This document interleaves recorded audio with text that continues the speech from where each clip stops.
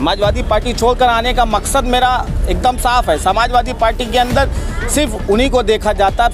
Samajwadi party के अंदर रह कहाँ गया है, और सबसे ज़्यादा तो ठगा मुसलमानों को है समाजवादी पार्टी ने। समाजवादी पार्टी के मुखिया मुलायम सिंह यादव को कौन जानता था बाबरी मस्जिद की शहादत के ऊपर। राजनीति करके मुल्ला मुलायम सिंह हो गए, लेकिन मुसलमानों को क्या दिया? सिर्फ लॉलीपॉप दिया। सेकुलर वोटों की क्या ठेका ले रखा है मुसलमानों ने, या और भी पार्टियां हैं। शिवपाल यादव पार्टी बनाते हैं तो कोई उनको वोट कटवा नहीं कहती। चंद्रशेखर रावत पार्टी बनाते हैं, उनको कोई वोट कटवा नहीं कहती। आम आदमी पार्टी आई है दिल्ली से चुनाव लड़ने के लिए, उनको कोई वोट कटवा नहीं कहती। सच्चाई इस बात की है कि ये तमाम सेकुलर पार्टियां चाहती हैं कि मुस्लिम क़यादत ना हो।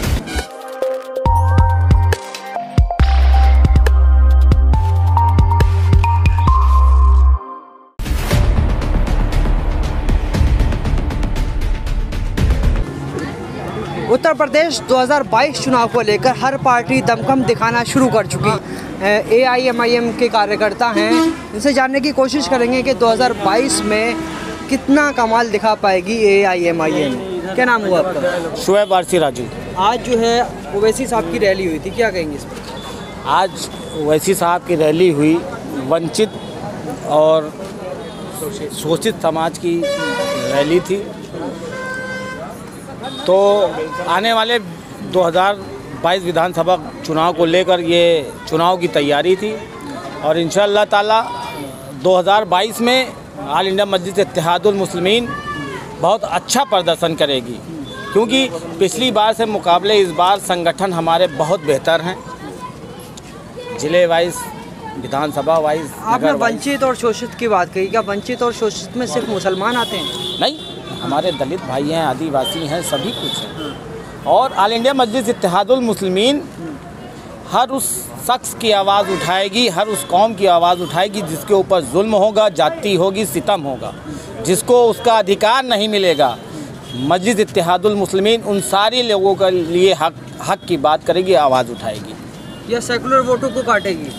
सेकुलर वोटों की क्या ठेका ले रखा है मुसलमानों ने, या और भी पार्टियां हैं। शिवपाल यादव पार्टी बनाते हैं तो कोई उनको वोट कटवा नहीं कहती। चंद्रशेखर रावत पार्टी बनाते हैं, उनको कोई वोट कटवा नहीं कहती। आम आदमी पार्टी आई है दिल्ली से चुनाव लड़ने के लिए, उनको कोई वोट कटवा नहीं कहती।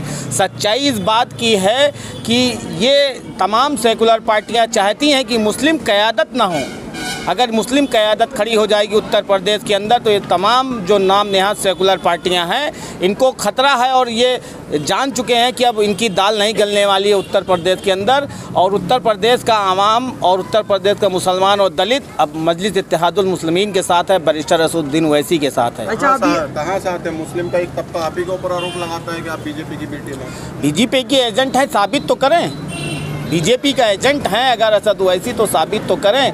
बीजेपी के एजेंट तो असल मानों में तो सिर्फ हिंदू मुसलमान की बात करते हैं, बंटवारा करते हैं, तो ये जो है बीजेपी हिंदू की बात करती है या मुसलमान की बात करते हैं? ऐसा नहीं है। मजलिस इत्तेहादुल मुस्लिमीन सिर्फ मुसलमानों की बात नहीं करती। मजलिस इत्तेहादुल मुस्लिमीन दलितों की बात करती है, आदिवासियों की बात करती है, पिछड़ों की बात करती है।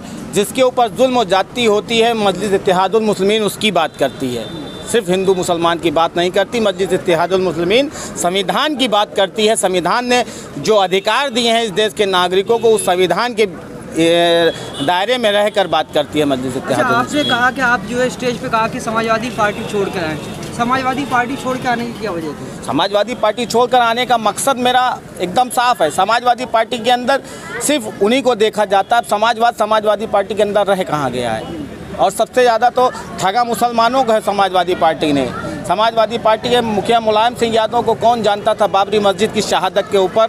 राजनीति करके मुल्ला मुलायम सिंह हो गए, लेकिन मुसलमानों को क्या दिया? सिर्फ लॉलीपॉप दिया। 18% आरक्षण देने की बात की थी 2012 के अंदर अपने चुनावी घोषणा पत्र के अंदर मुसलमानों को नौकरी में, लेकिन क्या दिया सरकार बनने के बाद? कुछ नहीं दिया। इनाम देते हैं समाजवादी पार्टी के लोग, सुनील सिंह जैसे लोग जो मुसलमान की औरतों को कब्र से निकाल कर बलात्कार करने की बात करते हैं। अखिलेश यादव समाजवादी पार्टी ऐसे लोगों को पार्टी में शामिल करा के मुसलमानों को इनाम देती है उनकी वफादारी का। देखो तुम हमको वोट देते हो, हम तुम्हें इनाम देते हैं तुम्हारी वफादारी का, जो तुम्हारे खिलाफ बोलता है, तुम्हारी बहन बेटियों के खिलाफ बोलता है, हम उसको अपनी पार्टी में शामिल कराकर तुम्हें तुम्हारी वफादारी का इनाम देते हैं। ये है समाजवादी पार्टी। मुसलमान की पहली पसंद अब भी समाजवादी पार्टी है, ऐसा नहीं है। आप पूरे उत्तर प्रदेश में घूमिए, आप गली गली जाइए, विधानसभा वाइज जाइए, आपको पता चल जाएगा समाजवादी पार्टी को चाहने वाले कितने हैं और मस्जिद इत्तेहादुल मुस्लिमीन को चाहने वाले।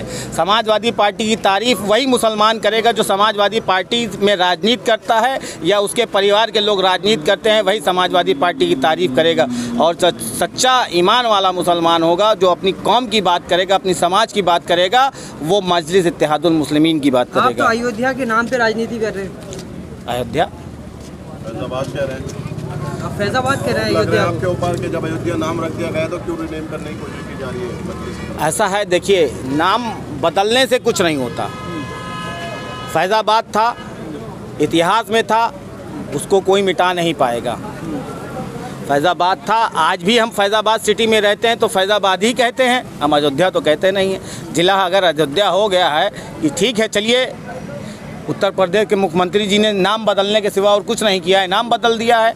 तो मस्जिद इत्तेहादुल मुस्लिमीन अगर ताकत में आती है तो आपके चैनल के माध्यम से कहते हैं, जो बाबा जी ने नाम बदले हैं, मस्जिद इत्तेहादुल मुस्लिमीन अगर ताकत में आएगी, उन सारे ज़िलों का नाम फिर से बदलने का काम करेगी। हाँ, लेकिन एक चीज़ और कहेंगे, हम रामपुर और सीतापुर का नाम नहीं बदलेंगे, लेकिन बाबा जी ने जो नाम बदले हैं उन सारे नामों को बदलने का काम मस्जिद इत्तेहादुल मुस्लिमीन कहाँ से करेगी। सत्ता में आ जाइए, आपसे कोई गठबंधन करने के लिए तैयार नहीं? देखिए, अभी हमारी प्रदेश अध्यक्ष जी ने ऐलान किया है कि हम 100 सीटों पर चुनाव लड़ेंगे और इंशाअल्लाह ताला 100 सीटों पर, और बहुमत किसी को नहीं मिलने वाली उत्तर प्रदेश के अंदर। जो मस्जिद इत्तेहादुल मुस्लिमीन के साथ आएगा सरकार उसी की बनेगी, वरना सरकार नहीं बननी है किसी की। रामपुर का जिक्र किया, रामपुर के सांसद हैं आजम खान, जेल में हैं। जी, आजम खान साहब तो फाउंडर मेंबरों में से हैं। समाजवादी स्थापना नेताजी के साथ समाजवादी पार्टी बनाई थी, लेकिन आज आजम खान साहब के ऊपर जो जुल्म और जाति किया है भारतीय जनता पार्टी की सरकार ने, सिर्फ मुसलमान होने के नाते किया है और कुछ नहीं।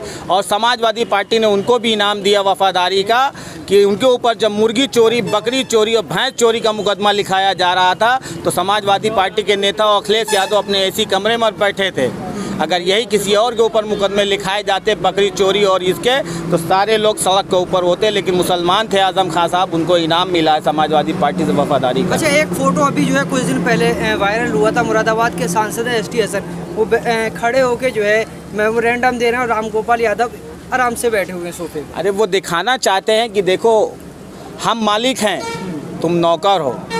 उनको इतना भी नहीं तजुर्बा है कि TS हसन साहब और लोकसभा सांसद हैं, वो सम्मानित व्यक्ति हैं।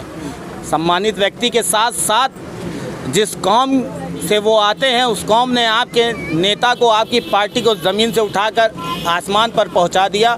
आप उनका एहतराम नहीं कर सकते तो आम मुसलमानों का क्या एहतराम करेंगे? ये सोचने की बात है, और लोगों को भी और समाजवादी पार्टी को भी। अच्छा, वही जो है ST हसन जो है, जब मुरादाबाद में ओवैसी की रैली होती है तो कहते हैं कि ओवैसी नहीं चलेगा, सपा की हवा है। देखिए, मजबूरी उनकी है। मैंने पहले ही कहा, जिसको अपना मुस्तकबिल, सिर्फ अपना मुस्तकबिल देखना है, वो समाजवादी पार्टी, बहुजन समाज पार्टी की बात करेगा, लेकिन जो कौम की बात करेगा, पूरे समाज की बात करेगा, वो मस्जिद इत्तेहादुल मुस्लिमीन की बात करेगा। कांग्रेस ने हिस्सेदारी दी, इमरान प्रतापगढ़ को अल्पसंख्यक चेयरमैन बना दिया है, क्या कहेंगे? देखिए, अल्पसंख्यक पार्टी का चेयरमैन बनाया है, ना कि देश के किसी ऐसी गद्दी पे बैठा दिया जहां से वो बैठकर मुसलमानों का भला कर सके। वो पार्टी के अंदर बनाया है। पार्टी के तो अध्यक्ष भी मुसलमान रह चुके हैं। अध्यक्ष से मतलब नहीं होता है, मतलब होता है कि मुसलमान को आप वो ताकत दीजिए जिससे वो अपनी कौम का भला कर सके, अपने कौम के बारे में कुछ फैसले ले सके।